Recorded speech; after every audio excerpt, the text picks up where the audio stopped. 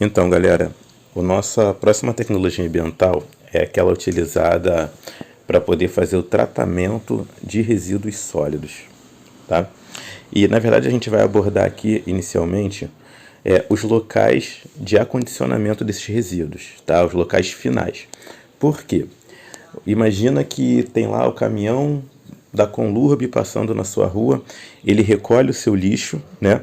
Esse lixo ele é encaminhado para uma área de transbordo e é dessa área de transbordo que ele é encaminhado para os locais de destinação final. E aí nós trabalhamos com três tipos de locais, tá? Então, primeiro, a gente tem os lixões, né? Segundo, os aterros controlados. E terceiro, os aterros sanitários. Só de você olhar, né, dá para ver que existem diferenças entre esses locais. Os lixões, basicamente, o caminhão chega e despeja o lixo no terreno. Não existe tratamento, não tem nada. Simplesmente o lixo, o caminhão, ele entra ali naquele local e joga aquele lixo ali, tá?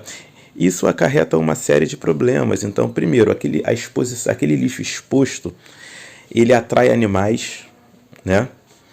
O material orgânico que é decomposto, ele você tem geração de gás metano e você também tem a produção de um líquido chamado chorume, que é um líquido altamente contaminado que pode infiltrar o solo, contaminando o solo e chegar também até o lençol freático, com isso contaminando a água.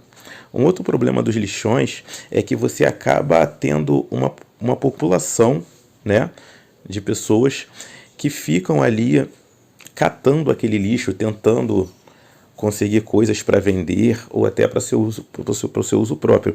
E essas pessoas ficam expostas a doenças, porque, por exemplo, já teve casos em que se encontrou lixo hospitalar, né? Então você imagina seringas, né?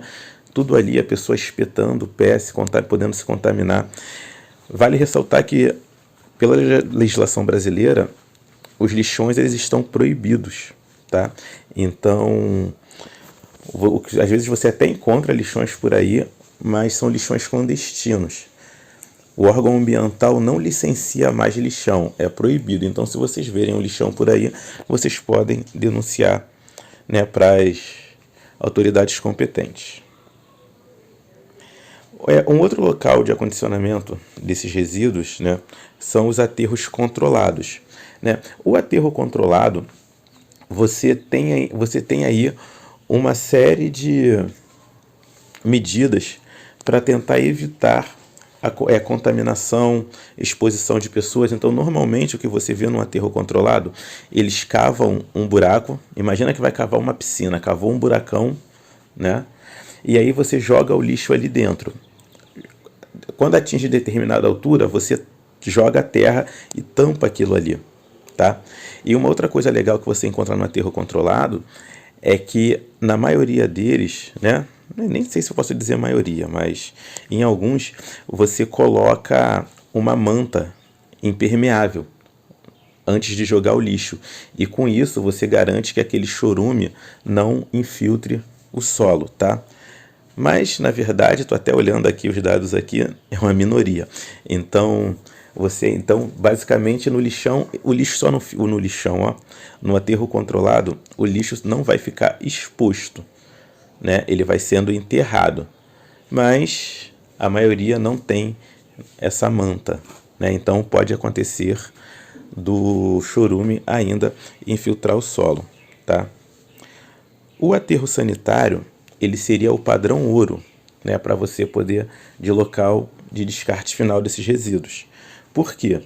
Ele sim conta com toda a tecnologia, com todo um aparato para que não haja contaminação do solo, para que não haja contaminação, né, do lençol freático.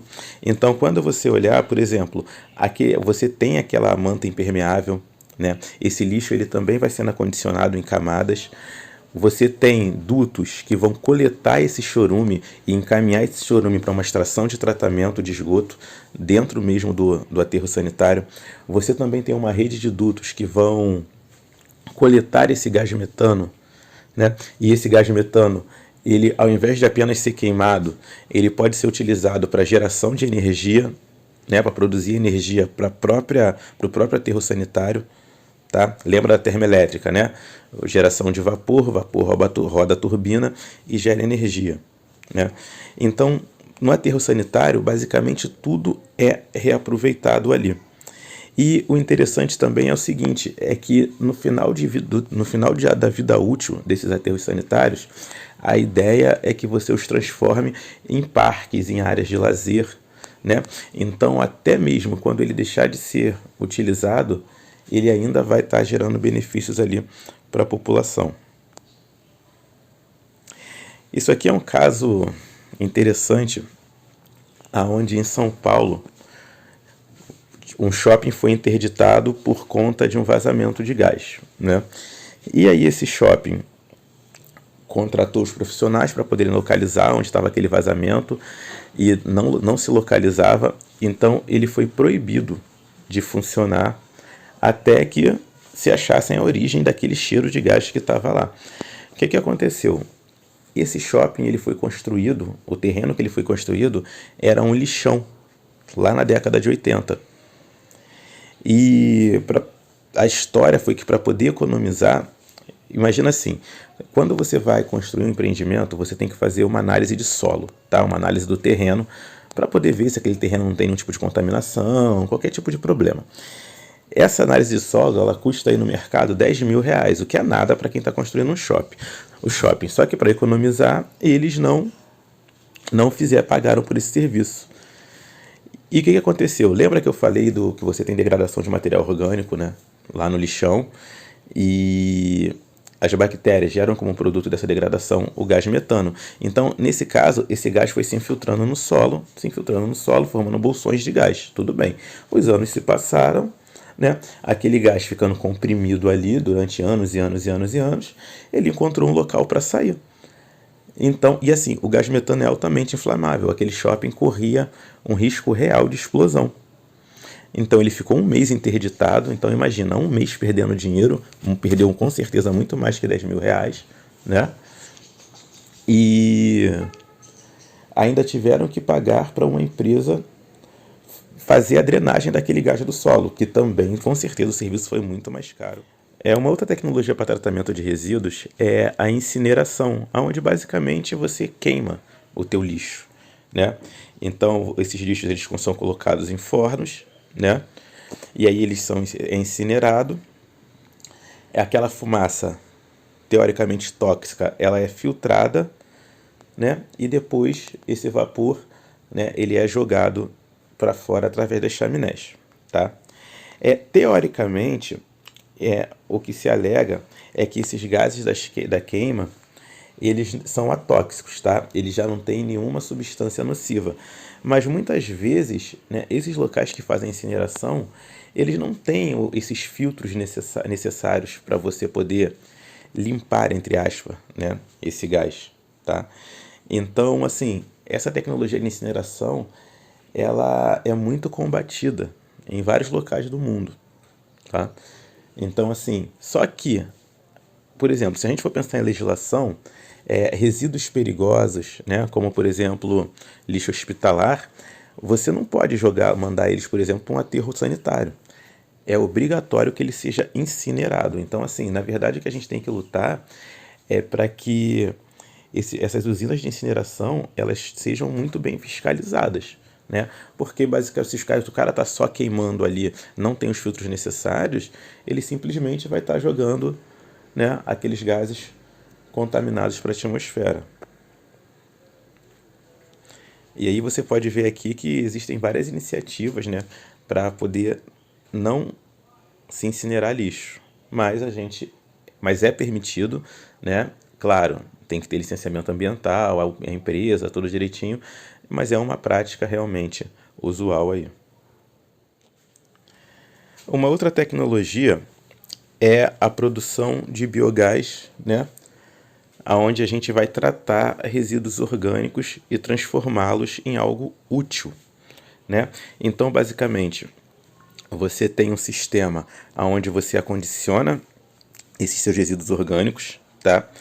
Você vai ter degradação, os micro-organismos vão degradar toda aquela matéria orgânica e vão produzir gás metano e CO2, tá?